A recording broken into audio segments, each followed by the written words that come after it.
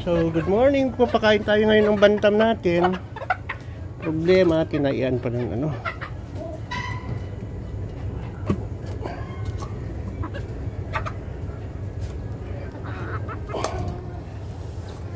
Tinaian yun sa ingan.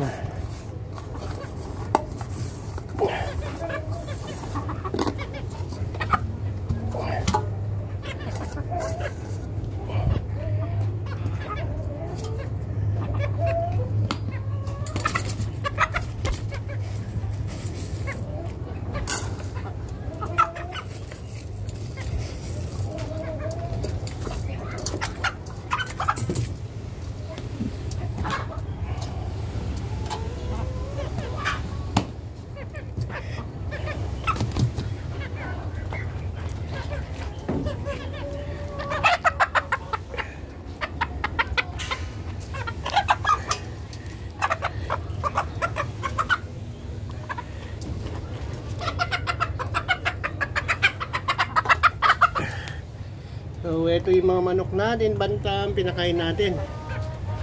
Ito.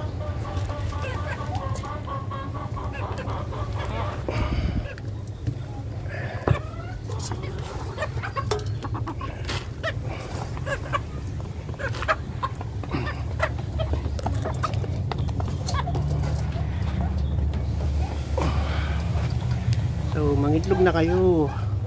Problema, hindi pa marunong kumatyaw to.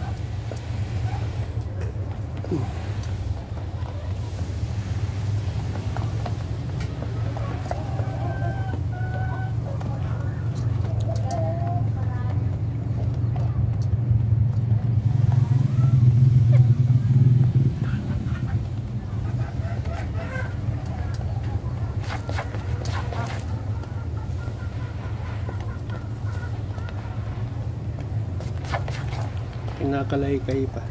Ito, banting, bantam. Ayun, ito manok ni Kaya JP. Ito manok ni Francis.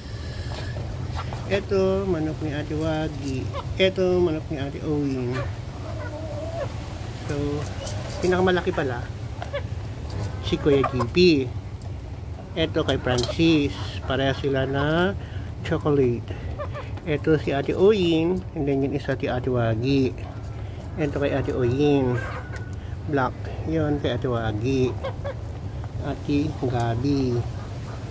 So, gagaling kumain yung mga alaga natin.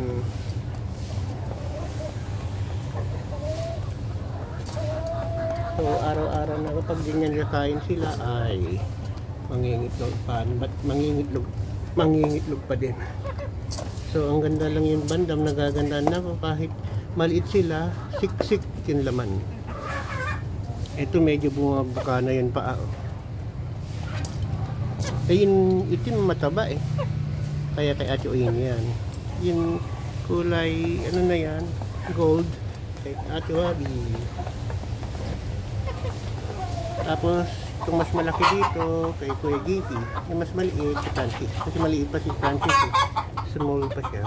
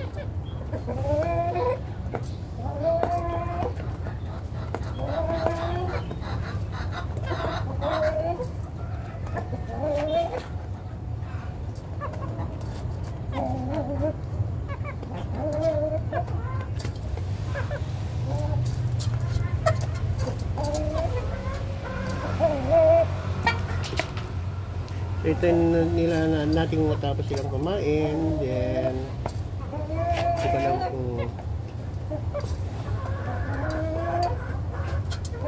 napapakawalan ba natin sila or dito lang sila.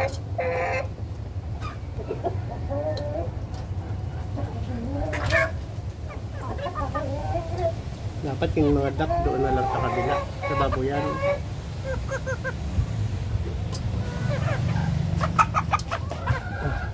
Diyan muna kayo. Cornish Bantam, nabili natin sa Quezon City, sa UP Diliman, saka sa Novaliches. Nag-search lang tayo sa online, sa Cornish Bantam Enthusiast Philippines.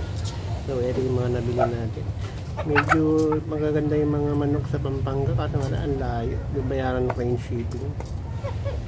So, yun, nagtyaga muna tayo sa mga ganito. Hopefully, lalaki pa sila. Pero ito yung mga ano na yun, more than 1 year na natin. Nangingitlog na daw. Ito, hindi pa 4 months pa lang, running 5 months. So, kung lalaki sila, mas maganda. Hindi natin alam kung gaano sila kalaki. Pero sana tumaba sila.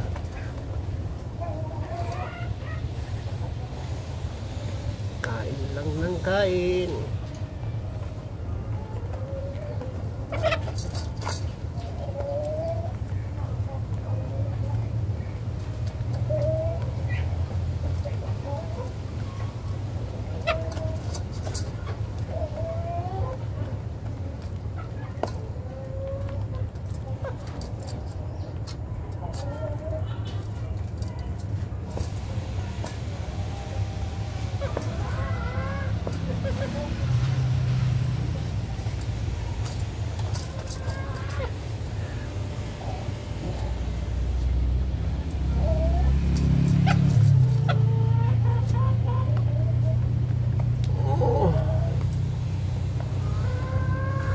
Ito yung gusto ko sa kanila.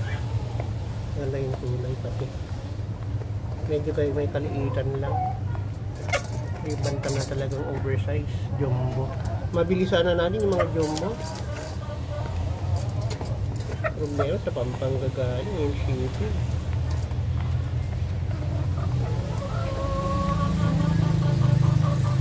Pero sana makakuha tayo ng pampares doon para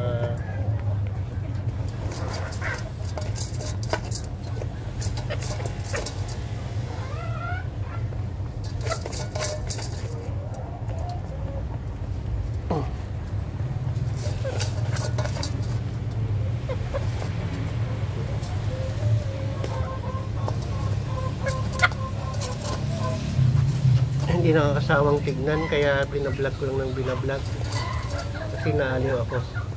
Ang cute nila mga unano, pero ang lalaki ng katawan. Or biruin mo isang ganyan 2 kilo ang lalaki ng 2 kilo. So hindi ko alam kung yung lahing Cornish Bantam na jumbo yun, pero sana maging ganoon ito mga to. Ang gandang pet, kahit maliit lang yung space mo, pwede na. Yung ganun ng Cornish, kaysa naman yung mga katulad niyan. Yan o, Brahma. Saka Kabir. Wala. Malaki yung space. Malaki pa yung kakainin, magastos. So hindi lang Kabir yun nandito. May mga bibi. Muscovy duck daw yun.